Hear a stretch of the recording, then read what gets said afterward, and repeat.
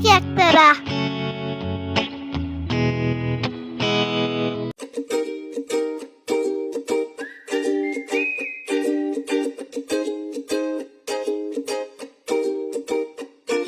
Hi hello ನಮಸ್ತೆ welcome back to Lakshmi blog Kannada. ಎಲ್ಲರಿಗೂ ಹೊಸ ವರ್ಷದ ಹಾರ್ದಿಕ ಶುಭಾಶಯಗಳು. ಈ ವರ್ಷ ಸುಖ ಶಾಂತಿ ನೆಮ್ಮದಿ ಆಯಸ್ಸು ಐಶ್ವರ್ಯ ಸಂಪತ್ತು ಹೆಲ್ತ್ ಎಲ್ಲ ನಿಮಗ್ ಸಿಗ್ಲಿ.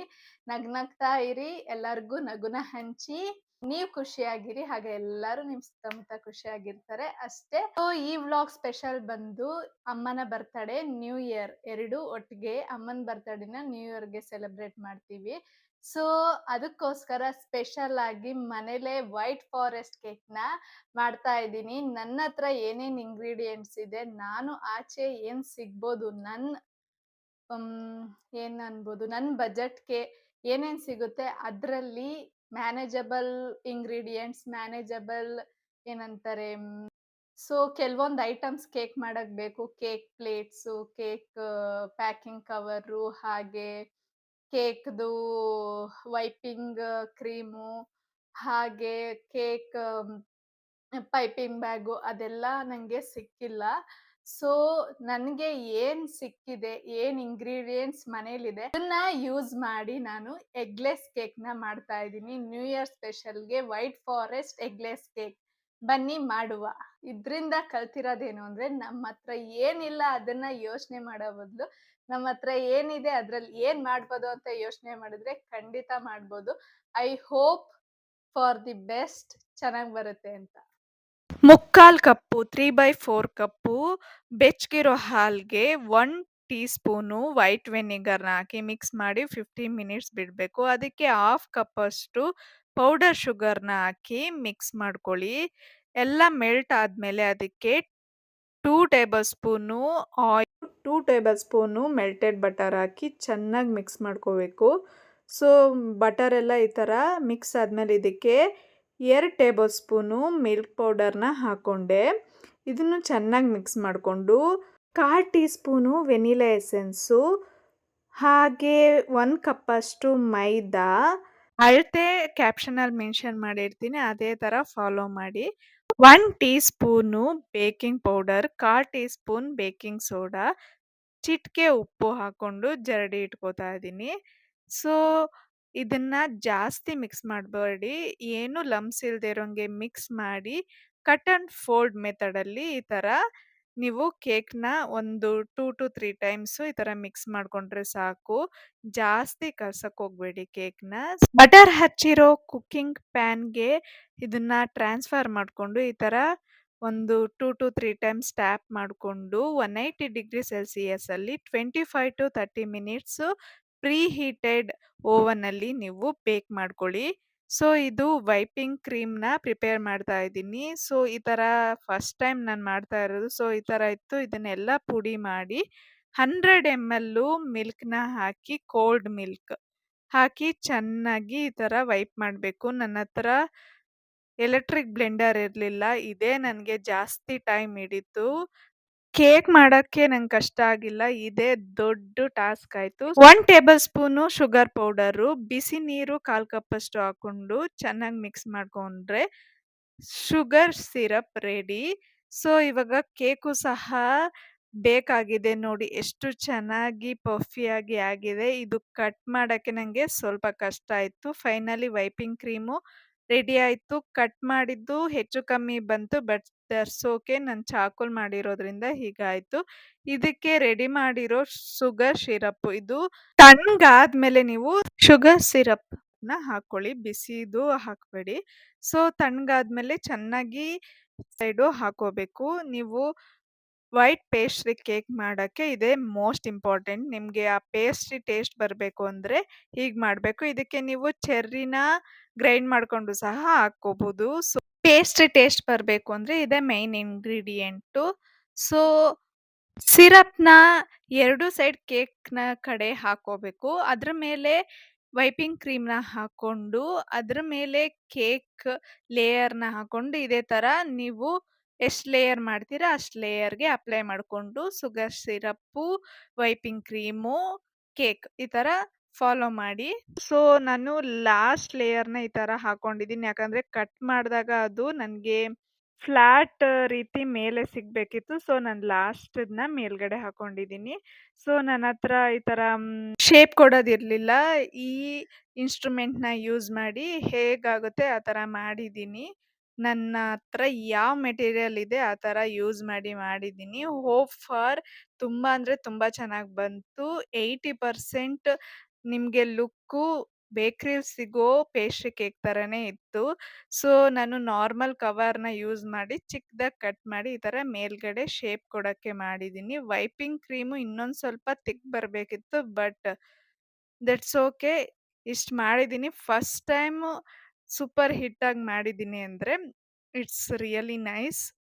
ಸೊ, ಈ ತರ ಡೆಕೋರೇಷನ್ ಮಾಡಿ ಮೇನ್ಲಿ ನಾಳೆ ಅಮ್ಮ ಬರ್ತಡೇ ಇರೋದ್ರಿಂದ ಮೇಲೆ ಅಮ್ಮ ಅಂತ ಬರೀಬೇಕು ಅಂತ ಟೂತ್ ಪಿಕ್ಕಲ್ಲಿ ಮಾಡಿ ಏನೇನೋ ಟ್ರೈ ಮಾಡಿದೆ, ಆಗಿಲ್ಲ. ಆಮೇಲೆ ಡಾರ್ಕ್ ಚಾಕ್ಲೇಟ್‌ನ ಮೆಲ್ಟ್ ಮಾಡಿ ಈ ತರ ನಾನು ಅಮ್ಮ ಅಂತ ಬರ್ದೆ. ಸೊ, ಅಷ್ಟ್ರೊಳಗಡೆ ಕಪ್ ಕೇಕ್ ಸಹ ರೆಡಿ ಆಗಿತ್ತು. ಕಪ್ ಕೇಕ್ ಅಂತೂ ತುಂಬಾ ಅಂದ್ರೆ ತುಂಬಾ ಚೆನ್ನಾಗ್ ಬಂದಿತ್ತು. So, melted chocolate, whipping cream ಮಿಕ್ಕಿತ್ತಲ್ಲ, ಅದನ್ನ ಈ ಕಪ್ ಕೇಕ್‌ಗೆ ಮೇಲ್ಗಡೆ ಡೆಕೋರೇಷನ್ ಮಾಡ್ದೆ. ಅದು ಸಹ ಲುಕ್ ವೈಸ್ ತುಂಬಾ ಚೆನ್ನಾಗಿತ್ತು. ಟೇಸ್ಟು ಸಹ ಚೆನ್ನಾಗಿತ್ತು.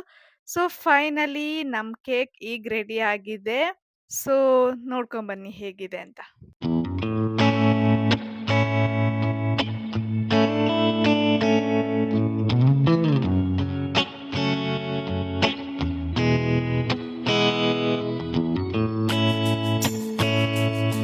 ಸೊ, ಫೈನಲಿ ಕೇಕ್ ಎಲ್ಲ ಮಾಡಾಯ್ತು. ನೀವೇ ನೋಡಿರ್ತೀರ ಔಟ್‌ಪುಟ್ಟು.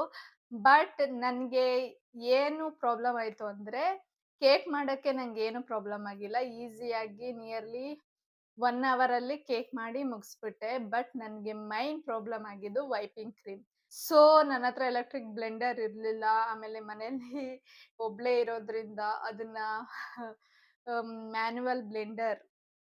ಸೊ, ಒಂದ್ ನಿಮಿಷ. ನೀವೇ ನೋಡಿರ್ತೀರ ಮ್ಯಾನ್ಯುವಲ್ ಬ್ಲೆಂಡರಲ್ಲಿ ಮಾಡೋ ಹೊತ್ತಿಗೆ ಕೈ ನೋವು ಬಂದು ಸ್ವಲ್ಪ ಹೊತ್ತು ಬಿಟ್ಟು ಮಾಡಿದೆ. ನಿಯರ್ಲಿ 1 ಅವರ್ ತಗೊಂಡೆ. ಬಟ್ ಇನ್ನ ತಿಕ್ ಬರ್ಬೇಕಿತ್ತು. ಬಟ್ ನಂಗೆ ಕೈ ನೋವು ಬಂದ್ಬಿಡ್ತು. ಸೊ, ಅರ್ಧದಲ್ಲಿ ನಂಗೆ ಆಗಲ್ಲ. ಇನ್ನ ಕನ್ಸಿಸ್ಟೆನ್ಸಿ ಈ ತರ ನೀರಲ್ಲಿತ್ತು. ಆವಾಗ್ಲೇ ಕೈ ನೋವು ಬಂದ್ಬಿಟ್ಟಿತ್ತು. ಬಟ್ ಸ್ವಲ್ಪ ಹೊತ್ತು ರೆಸ್ಟ್ ತಗೊಂಡು hope for the best I can do it ಅಂತ ಮಾಡ್ದೆ.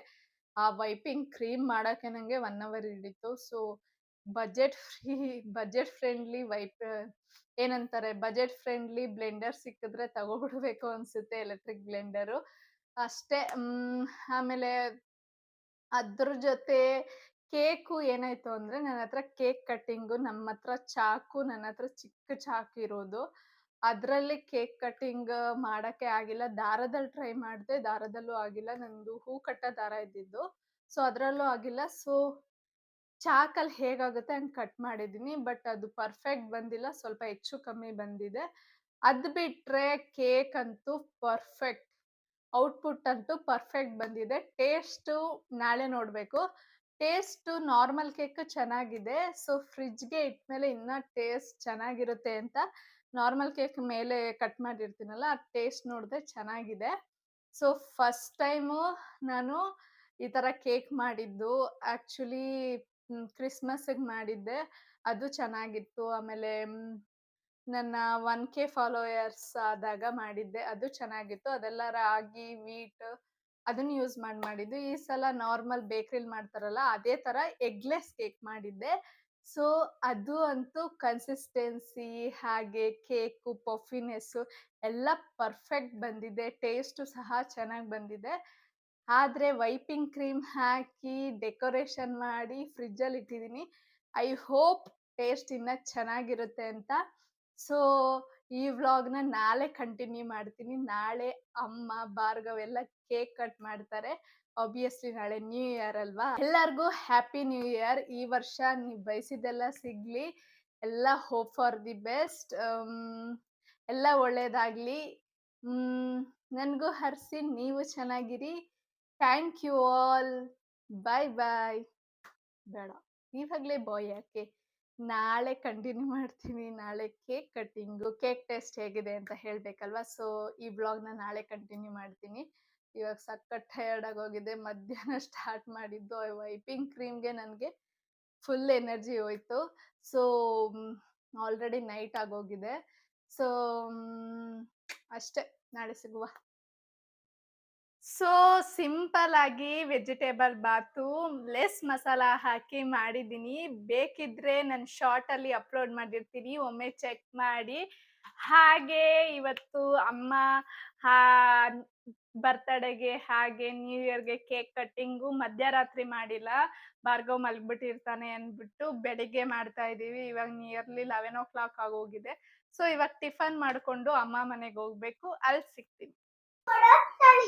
ಪದ ಹಾಕೊಂಡು ನಿಂಚ್ಕೋ.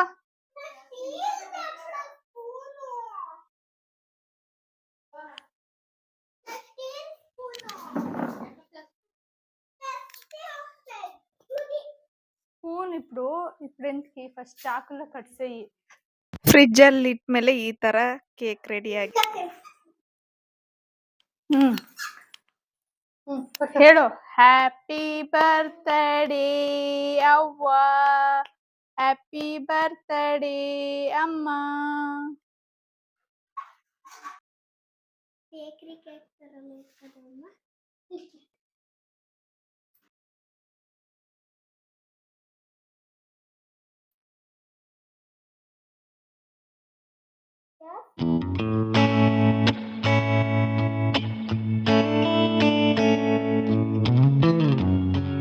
ಭಾರ್ಗವ್ ಕೇಕ್ ಹೆಂಗಿದೆ?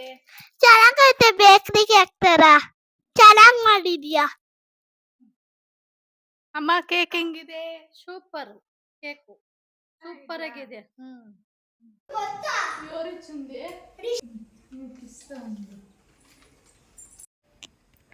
ಹೇಗಿದೆ ಕೇಕು?